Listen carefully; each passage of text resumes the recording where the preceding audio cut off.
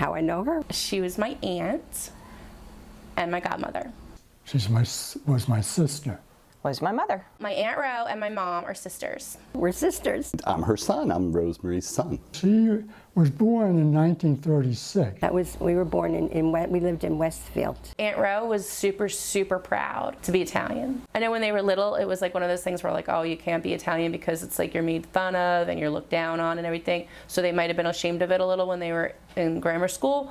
But as they got older, my aunt, way more than my mom, really was very into like Italian American club. She couldn't speak English because she spoke Italian. That's why they kept her back. So I caught up to her, but she's very smart. She got the recognition for her love of Italian lore and Italian culture.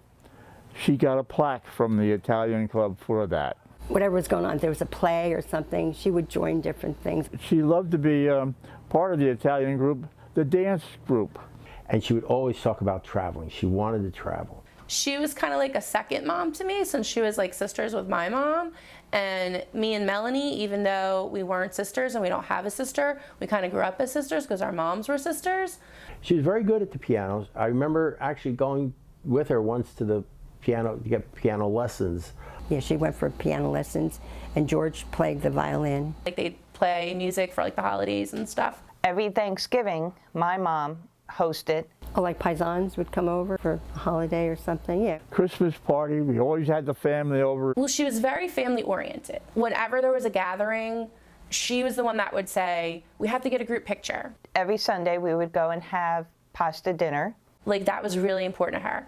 And saying a prayer before dinner, she was really into that. I wouldn't lock it into a specific moment, you know. I was your typical mama's boy. She was great. Well, when she was angry at my brother and I, she would curse at us in Italian. She should have gone to college and should have been a school teacher. She would have been an awesome school teacher.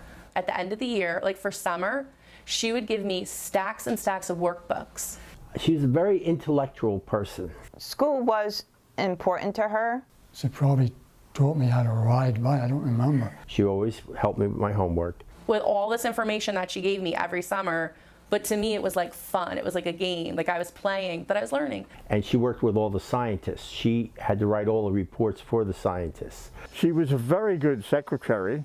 It was a job. She went to work at an office job. She was a great typist. And later on became what they called assistant managers. That's how she met him. She had to walk across a mall to get her supplies at M&T Chemicals where she worked. I used to hang around the ice machine, and that's where she was. Her office was just outside the ice machine, and of course I had to go get ice for everybody.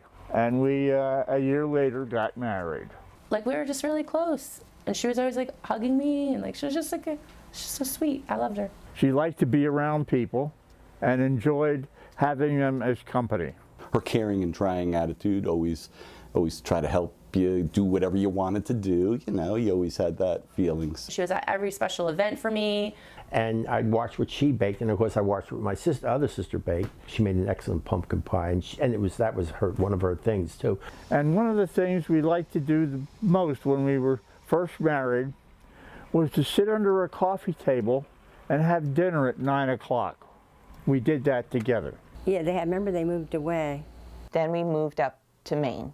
At those days we used to make clothes. One of my favorite pictures of her and I is at the beach in Maine. And I would make like a dress for her or something. I would send her clothes when she was, living far away. She was able to identify what's the best way to work with people in this situation or that situation, and she could change on a dime. I don't ever remember her being in a bad mood or like she was just always smiling. No, Rosemary and I never fought. Your typical mom, doting mom, want to take care of you, you know, take care of her kids, help you out. Like every single day my mom and her were on the phone. Like not one single day went by where they were not talking to each other about every single thing that one of us kids was doing. We always ate as a family. And it all goes way too fast anyway. I went to her, she was in the hospital. I went to her on a Saturday. That was the worst day of my life when I learned that she had cancer. I used to go, in fact I went even this year to the cemetery. I miss her so much. I think of her all the time. That's my story about how I met my wife, and I married her. Oh, I love her. I miss her. It's, you know. When am I going to tell her I love her? When am I going to tell her? Well, I loved her. And I would tell her that I did honor her. I don't want a straight up memorial tattoo, like faces or anything, but I did want to get something for her. Hello. Hi. Oh, he got there quick. Oh, yeah, George got here quick. Well, he got here. Era la sabi era lock, something. Yeah, it doesn't take long. We were going to call up 4 o'clock. Oh, that's all right. He didn't stop then, eh? George? Yeah. Oh, yes, he stopped. Yeah? Oh, sure. Then sempre here, bravo. No. Se la date buena re. He's over here. You want to talk to my father, right?